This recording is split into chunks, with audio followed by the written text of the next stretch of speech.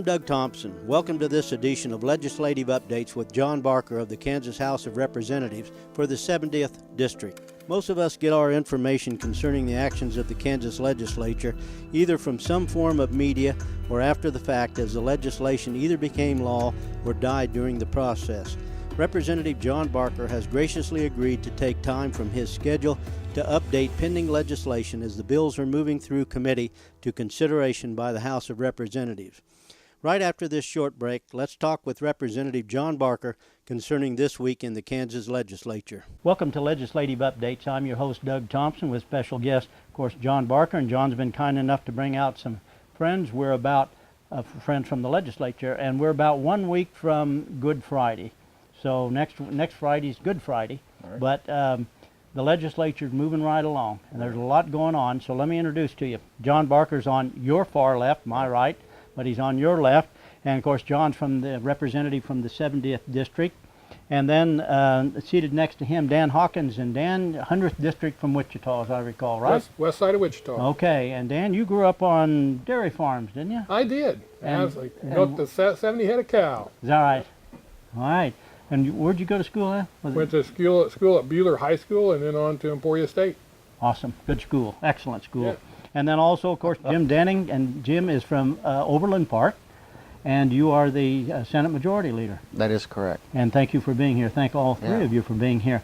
This is last week when we were here, and this is the first of a two-part show, because there's a lot going on at the legislature. Last week when John was here, we were talking about the report that's come out on school finance and a lot of other things going on in the legislature. So John, update us. And I noticed a grand school about Emporia State. I think that's where you went to school. It is. That's where I went to school. Okay, just want to get that in. Yeah, I got my bachelor's and master's from there. But no, thanks, Doug. Last week we were here and we talked about the A&M study, which came out on Friday of last week. I think I received my electronic copy about 1 o'clock in the afternoon. I told you I was going to go home and get a copy and read it over the weekend. Very boring weekend. About 170 pages of boring. About 170 pages. I think I finished about 80 before I decided to get in the truck and go to the farm, get some sanity. But I really want to thank Jim Denning, Senator Denning, for coming down here. He is the Senate Majority Leader. We had also anticipated having the Speaker of the House, Ron Reichman, to be here. Unfortunately, as I was driving from Topeka home today, he gave me a call and he's just tied up on a couple of other issues. Could not make it. He wants to come back and he will come back at some point in time. So then I called my old buddy here. B team. Not the B team, but Dan Hawkins. He's been on the show a couple of different times. He's the chairman of Health and Human Services. I'm being the chairman of Federal and State Affairs. We keep pretty busy as chairmen. Of course, we can double our workload and refer to the Majority Leader in the Senate, who's there earlier than anyone and later than most of us. So I'm glad that Jim could come down. He is the guy that knows probably more about this A&M study than anybody, because I know he's been studying it for an entire week, going through it. The press reported certain things on Saturday or even Friday afternoon about what it was going to cost. Those things may not be true. Not that I'm downgrading the study, but the next day or that afternoon they sent an additional corrections to the study that were pretty dramatic. So we're going to gradually go through it. This week in Federal and State Affairs, just for my constituents, we've worked a couple of bills, and we run the floor, I believe, every day. It's running 2 or 3, 4 bills a day. We've been very busy as we get close to the 6th of April, which is our first adjournment. We will be probably on the floor every day. I know the Senate's also anticipating being on the floor. But Jim, let's talk about education. Sure.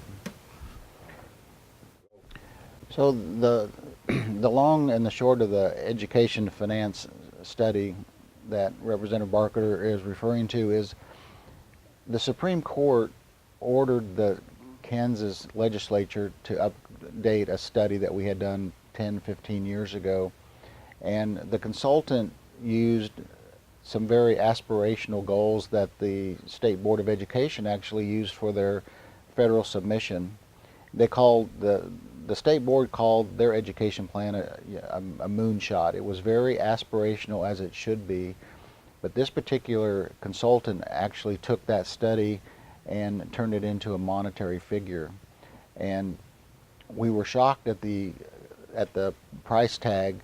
She used a 95% graduation rate for one thing, and Kansas is number 20 in the nation right now with, I believe our graduation rate's just a little under 87%. So we're very respectable already. But again, the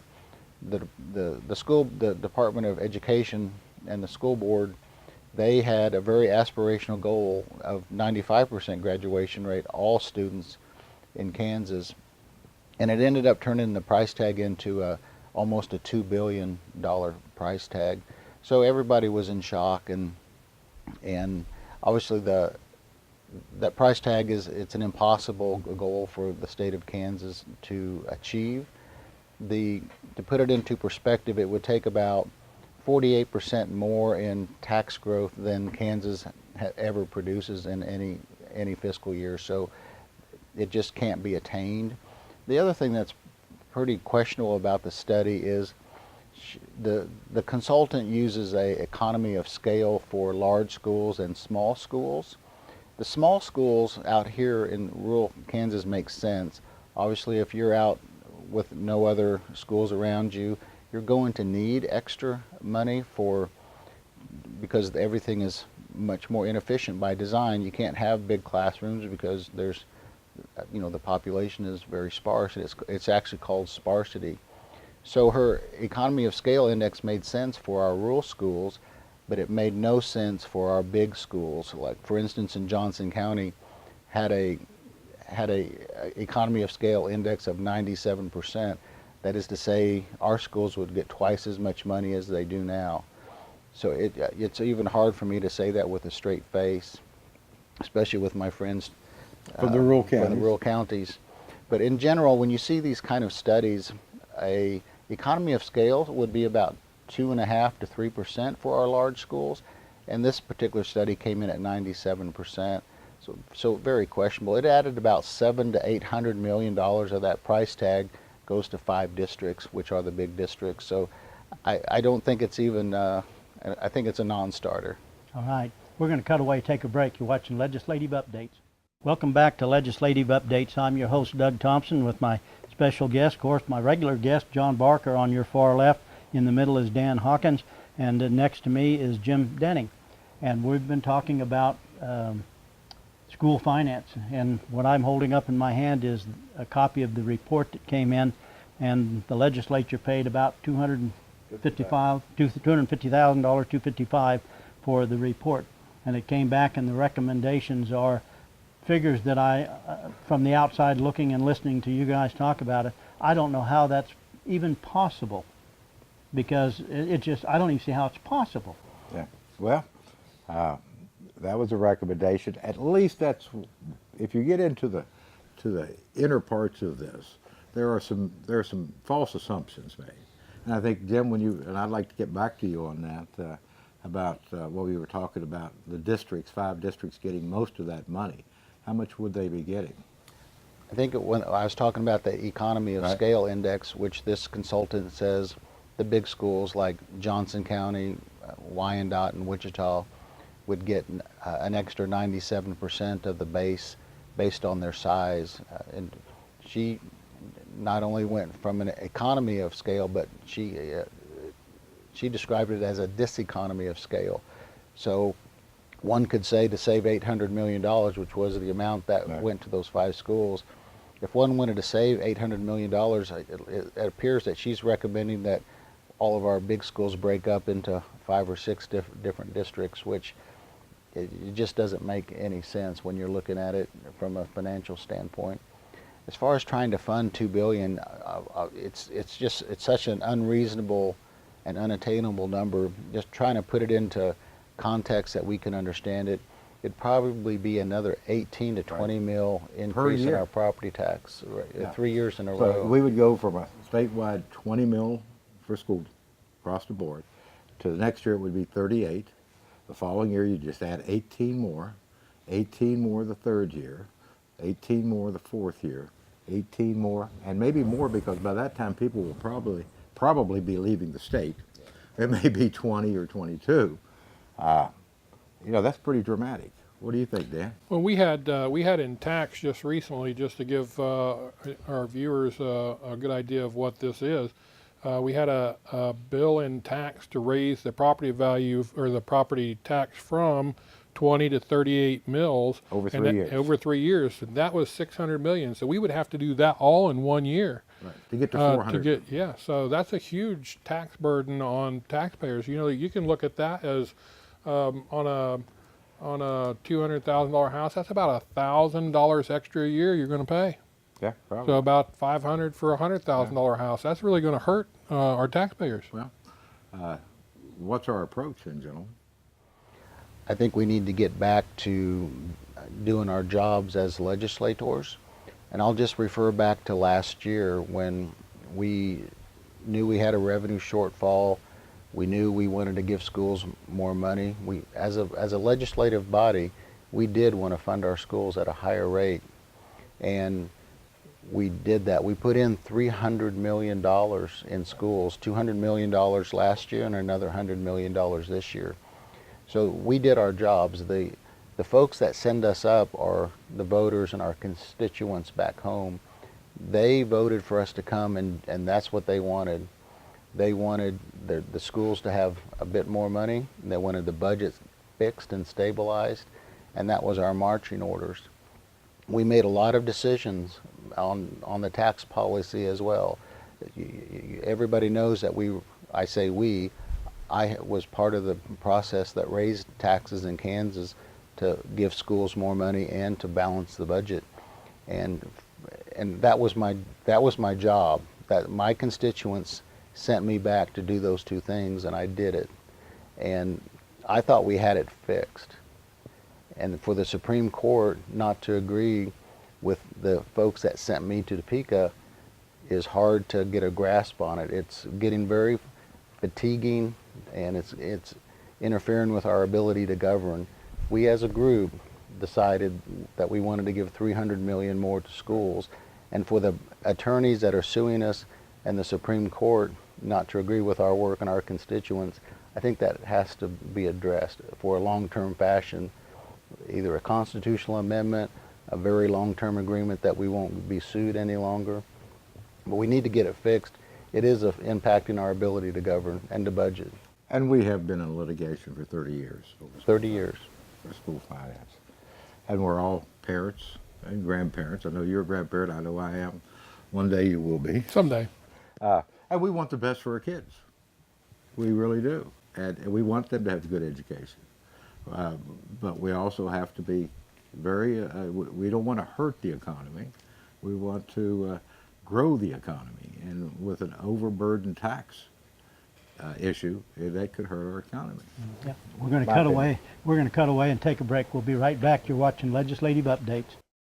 Welcome back to Legislative Updates. I'm your host, Doug Thompson, and we are going over a little bit about the school finance. Matter of fact, that's what we've been spending our time on over that. By the way, John, happy birthday to your wife, April. I know she's in West Virginia today, and you were showing me some pictures, and she's back visiting her mother, and they're having an awfully good time. Yeah, they're spending a week together just traveling around the state of West Virginia and Maryland. And I won't tell you how old she is. She wouldn't like that.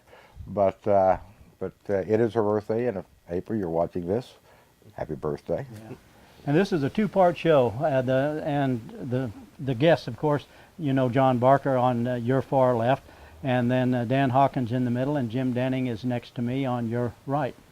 And so, Jim, we were just listening about the school finance, and so, you know, it reminds me we've got the situation coming up with the Supreme Court's has given a deadline for something to happen. I'm going to guess if I'm on the other side of this case, I'm going to be really happy with this report that comes out. Now, anybody that lives in Kansas, I don't know how they could be happy, because everybody, just like John said before we cut away to break, everybody wants our kids to be well educated, to be every opportunity, and and want it to be successful, want the school districts to be successful. But to do what we're talking about here is just going to, there won't be any budget money left for anything else. I don't know how you guys do it. I don't know what you're going to do about it. Is there a plan that, I know you want to take a look at what you said, that there's got to be some sanity to this. So how does that prevail? Well, I think the consultant's work is so unreasonable and so unfounded and probably structurally inaccurate that I can't even put any credibility into the study. It is so expensive for the taxpayers that it's just unachievable. There's no appetite to raise taxes in Kansas. You know, I'm not raising taxes for anything this year, not schools, not anything else. We did that last year to structurally fix the budget, and there's no appetite to further raise taxes in Kansas. They're awful high right now. So I'm just speaking for myself, but I would assume that everybody on the panel is in agreement that we won't be entertaining raising taxes. We've just got to get back to the business of what's best for our schools, and the House and the Senate work together and come up. If we need a bit more money, we'll find a way to do it without raising taxes. But our budget has other needs: mental health, Medicaid, public safety, all those other things that we got to keep taking care of. And so our resources are limited, of course, but we need to take care of all parts of the budget, and we have to do that without any further tax increases, income taxes or property taxes. We just can't raise them again. Well, and Jim, we had talked earlier about the fact that the property taxes would have to go up considerably over several years. But if we didn't use the property tax, which there are people out there that absolutely hate property taxes, and that may be the most hated tax there is, let's go to income tax. We'd have to raise that to somewhere around 10%. If we went to sales tax, we'd have to raise that somewhere around 10%, up to 10%. Yeah. That's a massive tax increase any place you go. And I agree with you, and I'm not hearing any of my colleagues on the House side say they want to raise taxes this year. I think you're dead on. That's just not something that we really have the ability to do now or have the votes. I would agree, and I agree with both your comments. You know, we have the highest sales taxes in the area surrounding states. Our income taxes, the higher brackets, are higher than any of the surrounding states. You know, we raised the taxes last year, $1.2 billion over 2 years. We added $300 million into education, added another $100 million this year. And remember, 2/3 of our students do very well. It's the 1/3 that this court asked us to address. This study does not address that specifically. It addresses the school over the entire thing. For example, in Abilene, our district, I talked with Denise today about this. You know, we have a graduation rate of 95%. That's not uncommon for the smaller districts. Larger districts, of course, the percentages will go down some. But 87% statewide, as you mentioned, Jim, we're number 20 in the nation. We're doing a good job. Teachers are doing a good job. Our administrators are doing a good job. And I've had administrators tell me, we don't know what to do with the money if you gave it to us. You know, we'll spend it, but it's just too much. So I'm not sure, but I agree with both my colleagues. There's no desire on the part of the legislature. We support education, and none of us, I've not talked to one legislator that wants schools to close. And I tell my constituents all the time, we're not closing the schools. The Supreme Court says it will close the schools. And only one Supreme Court in the United States has ever done that. That was Maryland. They closed it for 1 day. So that's a dramatic step to close the schools. John, your point about the Supreme Court, they may have overreached a bit at a minimum on this particular ruling. Last year when we put in $300 million, we also did two things that the court simply did not recognize, and B, hasn't given it enough time, but we funded all-day kindergarten in the state of Kansas, plus our at-risk students. We increased the weighting by a full 3%. Those are two major things just addressed at that 1/3 of the student body that it's not doing as well as we need them to do. And to make those big commitments and then the Supreme Court simply discount those and not give it enough time to actually take hold and measure, really disappointing. It is disappointing, and I would hope that they would revisit that at some point in time at their next hearing, which I believe is in April. I believe that's correct. Well, you guys got a lot on the plate, and we're going to cut away here in just a minute and take a break. But first off, for all of the people that watch the show, I really appreciate the effort you guys put into it, and I'm glad you guys are doing this. I'm glad you guys are doing it. We'll be right back. Welcome back to Legislative Updates. I'm your host, Doug Thompson, and if you're just joining us, we've been talking about school finance, and we're visiting, of course, on the left of your screen is John Barker, 70th District Representative, and in the middle is Dan Hawkins from the 100th District out of Wichita, and then closest to me is Jim Denning, who's the Senate Majority Leader, and I appreciate all of the information that you've given to us. This is a two-part show, so we'll wrap it up here pretty quick, but then we'll come right back and we'll reset, and you'll see it 1 week apart, just like normal. If you're watching it on the Eagle Communications, it'll be on the show you're watching now, and then next week will be a different show, new show, part 2 of this. And contact information for each of these gentlemen is now on the screen. You will be able to see it, make contact with them. If you have questions, suggestions, why, feel free to contact them. Otherwise, we will catch you on the flip side for the second show. And thank you so much for watching Legislative Updates. Hope you enjoyed the program. Hope you have enjoyed this segment of Legislative Updates with John Barker. I'm Doug Thompson with special guest John Barker. Tune in next time for another Legislative Update. Thanks for watching.